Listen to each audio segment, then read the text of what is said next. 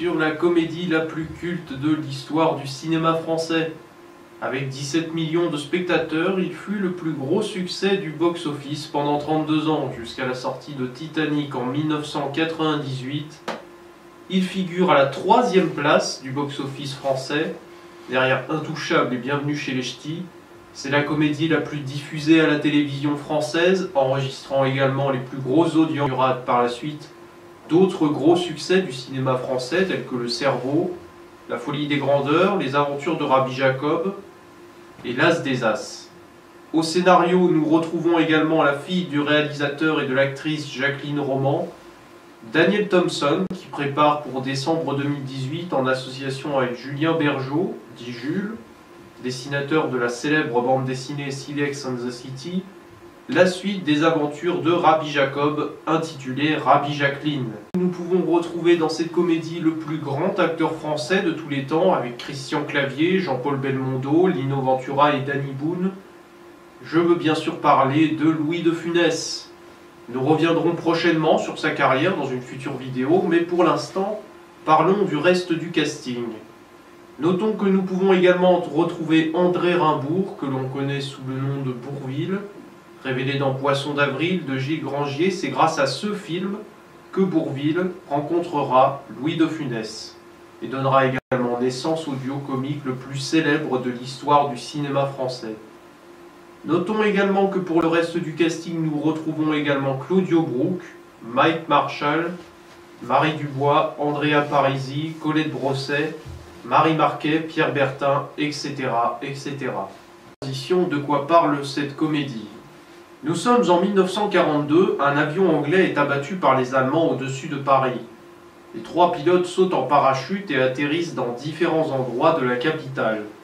Ils sont aidés par 2 civils français, un chef d'orchestre et un peintre en bâtiment, qui acceptent de les mener en zone libre. Ils deviennent ainsi, malgré eux, acteurs de la résistance. Nous sommes au début des années 60. Henri Deutschmeister, producteur de la société Franco-London Film, caste René Marcel Jeanmaire, dite Zizi Jeanmaire.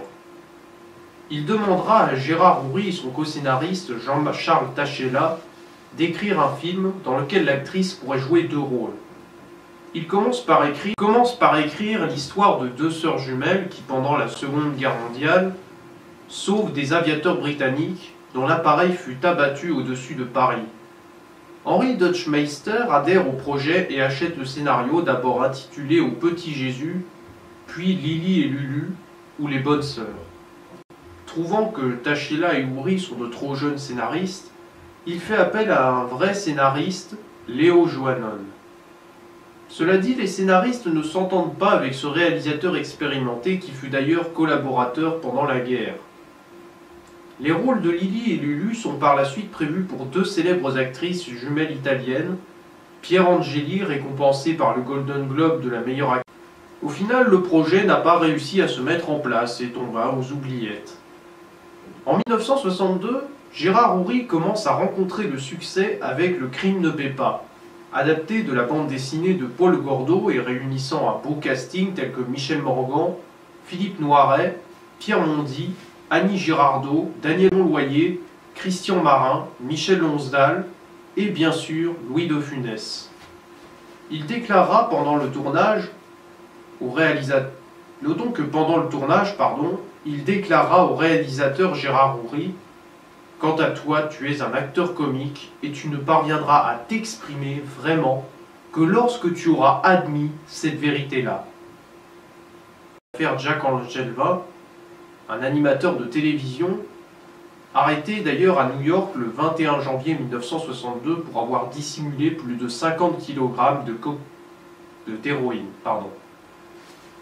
Les rôles principaux furent confiés à Louis de Funès et à Bourvil, et le tournage commence le 31 août 1964. Il durera jusqu'au 7 décembre 1964. Après son triomphe au box-office, Robert Dorfman demande à Gérard Houry de réfléchir à un prochain film, si possible un nouveau road movie comique avec de nouveau en vedette Bourvil et Louis de Funès. Mais le réalisateur, ne souhaitant pas remettre les pieds dans les mêmes chaussures si vernis soit-elle, il repense à son scénario des deux jumelles qu'il propose à Dorfman. Le producteur accepte et récupère alors les droits du scénario auprès d'Henri Deutschmeister.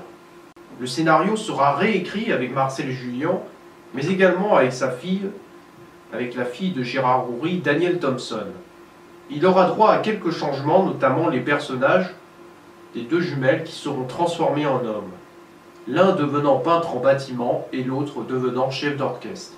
Par son budget de 14 millions de francs, un tournage long durant plus de 16 semaines dans plusieurs régions, mais aussi dans la capitale, notamment à l'Opéra Garnier.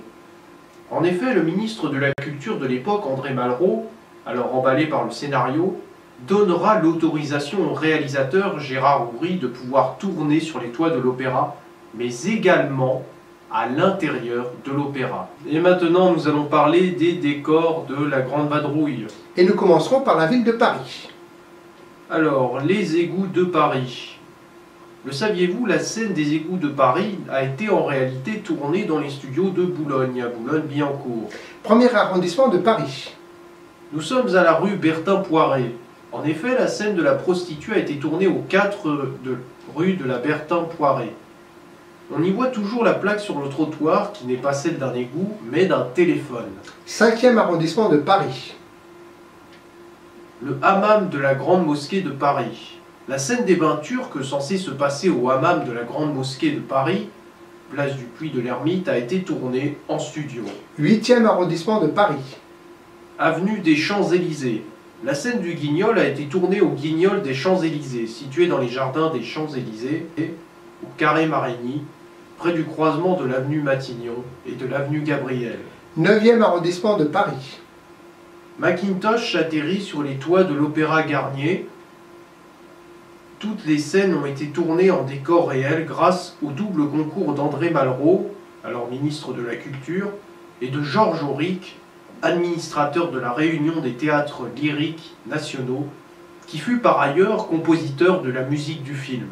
10e arrondissement de Paris. Nous partons maintenant à la gare de l'Est, à Paris. En effet, la scène de la gare de Lyon a été tournée à la gare de l'Est. Un seul plan sur l'horloge de la tour de la gare a été réalisé à la gare de Lyon, ce qui est d'ailleurs fidèle à la réalité de l'époque. En effet, à la suite des destructions des ouvrages d'art de la ligne PLM, c'est de la gare de l'Est ou de la gare de la Bastille, que partaient les trains pour la Bourgogne et le Sud via Troyes et Dijon. 12e arrondissement de Paris. La scène de l'atterrissage de Sir Reginald a été tournée au parc zoologique de Vincennes, dans le bassin des phoques, qui avait été vidé de ses occupants pour l'occasion. Le 16e arrondissement de Paris. Les scènes de la peinture, de la cage d'ascenseur, du défilé SS et de l'atterrissage de Peter ont été tournées au musée de la Contrefaçon au 16 rue de la Faisanderie. 18e arrondissement de Paris. Pendant l'alerte au bombardement, les scènes de fuite sont filmées sur la butte Montmartre. Maintenant, nous abordons le département de la Seine-et-Oise. Boulogne-Billancourt. La scène de l'arrestation de Peter en gare de Vougeot n'a pas été réalisée dans celle-ci. Située sur la ligne Paris-Lyon-Marseille, c'est en fait la gare désaffectée de Santeny-Cervon, située sur la ligne de la Bastille, qui a servi de décor. En effet, la gare de Vougeot, située sur l'axe Paris-Lyon-Marseille, ne pouvait faire l'objet d'un tournage qui nécessitait la fermeture de la ligne pendant une journée entière. Ce qui explique le choix d'une gare située sur une ligne secondaire désaffectée, en Côte d'Or. Région Côte d'Or. Nous partons maintenant à Dijon. La commandanture a été installée dans la mairie de Meursault, qui était l'ancien château fort de Meursault. Beaune et les hospices de Beaune. Voici la liste des récompenses qu'a reçu le film La Grande Vadrouille. En Italie, en 1966, il reçut le prix du meilleur film étranger au Festival du film de Taormine. En 1967, il reçoit le prix David di Donatello du meilleur producteur étranger décerné à Robert Dorfman,